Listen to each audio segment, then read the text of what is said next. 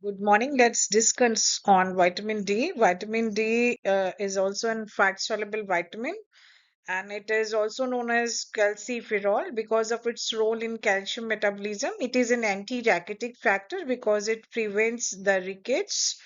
Cholesterol and the ergosterol, these are the two precursors for synthesis of vitamin D. Cholesterol is found in animals, while ergosterol has been isolated from the plant. So, cholesterol, after the dehydrogenation, is converted into the 7-dehydrocholesterol, which is beneath the skin under the exposure of UV light. It converts up into the cholecalciferol or the vitamin D3.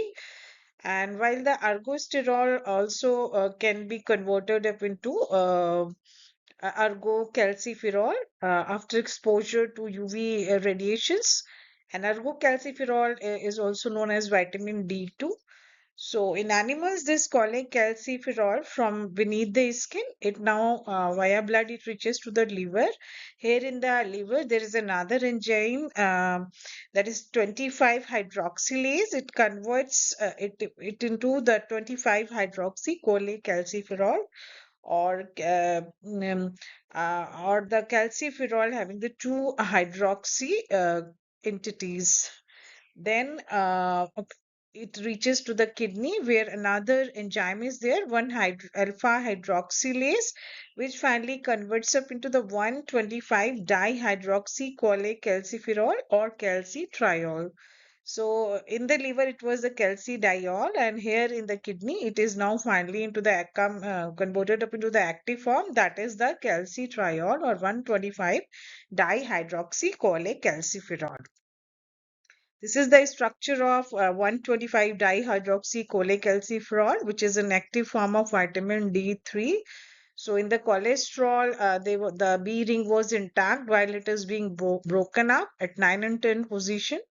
So calcitriol plays in physiologically active form of vitamin D, and it increases the blood calcium level. While the calcitonin is an antagonistic to the action of calcitriol, it's a peptide hormone released from the thyroid gland, and it decreases the blood calcium level. So we can see the mode of action, how it is involved in the calcium regulation. So calcitriol promotes the absorption of calcium and phosphorus from the intestine. So it enters the target cells and bind to the cytoplasmic receptors, and here the hormone receptor complex interacts with the DNA and causes the de-repression and consequent transcription of a specific gene that codes for CAL binding. CAL binding protein is a calcium binding protein. So due to the increased availability of calcium binding protein, the absorption of calcium is increased. So we can see in this picture, this is the calcitriol, and now it reaches the intestinal cell.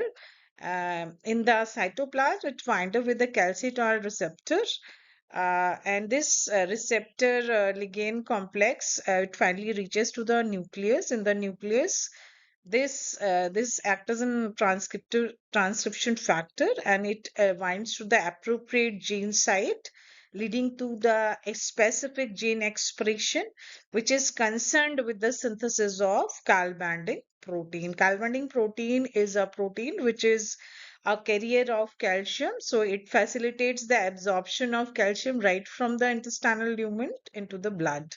So this is the basic rule of calbanding. So more the concentration of calbanding protein, and good will be the concentration absorption of calcium.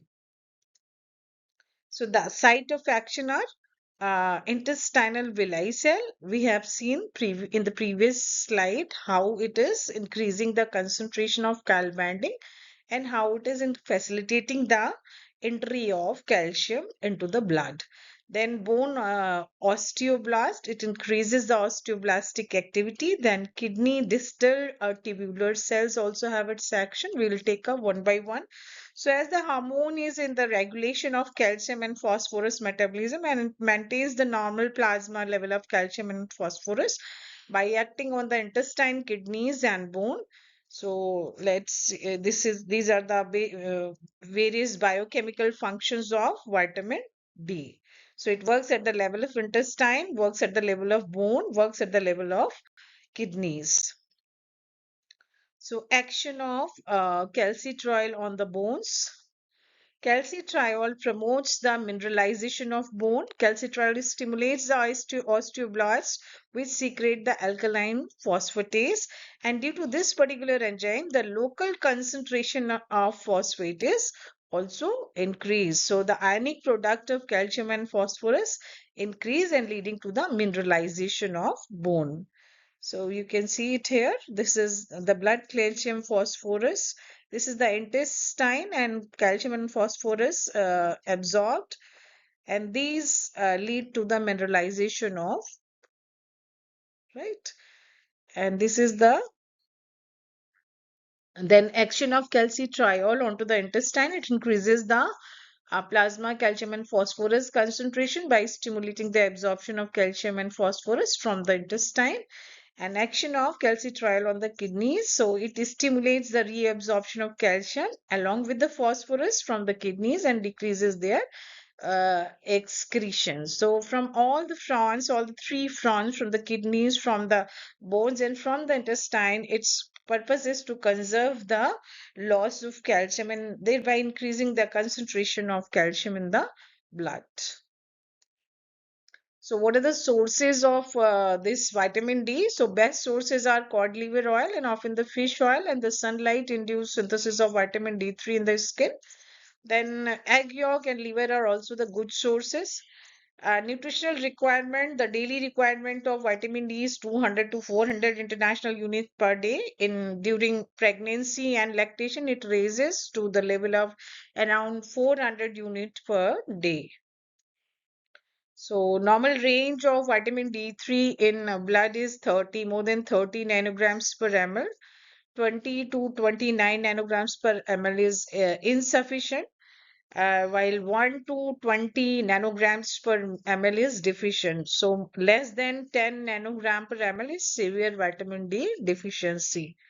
So vitamin D deficiency leads to a lot of biochemical effects into the body. So, reduced due to the what are the various causes, like reduced exposure to sunlight. So, dark-skinned individual, older people, and institutionalized people, they are least exposed to the sunlight. Then, genetic causes like hereditary vitamin D resistant is there, and that leads to rickets in children.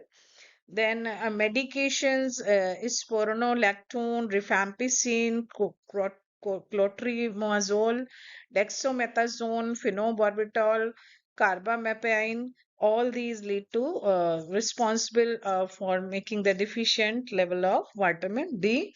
Then malabsorption syndromes or various diseases like celiac disease, Crohn's disease, chronic pancreatic insufficiency, then cystic fibrosis. All these lead to the deficiency of vitamin D. Then decreased endogenous synthesis uh, of vitamin D can also be there. So reduced dietary intake among the elderly, that can also be the reason. Then in cirrhosis, renal failure, and hyperparathyroidism, all these are the causes which also lead to the deficiency of vitamin D. Then these are the clinical features of vitamin D deficiency. Rickets happens in children because it demineralization of bone before the closure of epiphyseal plate.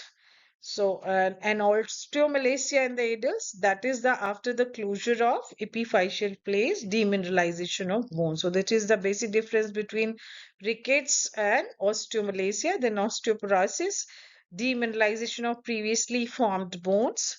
Then rickets is seen in children, and there is insufficient mineralization of bone becomes soft and pliable, and you can see it here. There is no lot of curve is there in the bones. So plasma calcium and phosphorus are low, with alkaline phosphatase being markedly elevated. X-ray of the bone shows typical deformity like bow legs, knock knee, rickety rosary bossing of frontal bones. and then pigeon chest. So these are the symptoms. Pigeon chest is there. These are the symptoms of vitamin D deficiency, leading to rickets in children. Then renal rickets. What is a renal rickets? The renal osteodystrophy is another name for the same. In chronic renal failure, synthesis of calcitriol in kidney is impaired. As a result, the deficiency of calcitriol occurs, which leads to the hypocalcemia and hyperphosphatemia. There will be hypocalcemia and hyperphosphatemia. It can be treated by oral or intravenous administration of calcitriol, that is the active form of vitamin D. Vitamin D resistant ricket is associated with Fanconi syndrome. It causes maybe defective vitamin D receptors, defective 1 alpha hydroxylase deficient activity in kidneys, then liver diseases and the kidney failures as the production of 25 hydroxycholecalciferol and 125 dihydroxycholecalciferol respectively will be inefficient in the damaged tissues. So doses above 1500 units per day for long period may causes toxicity. Then hypercalcemia leads to calcification of soft tissues, that is the metastatic calcification, especially in the vascular and renal tissue. So these are the hypervitaminosis impact of overdoses of vitamin D.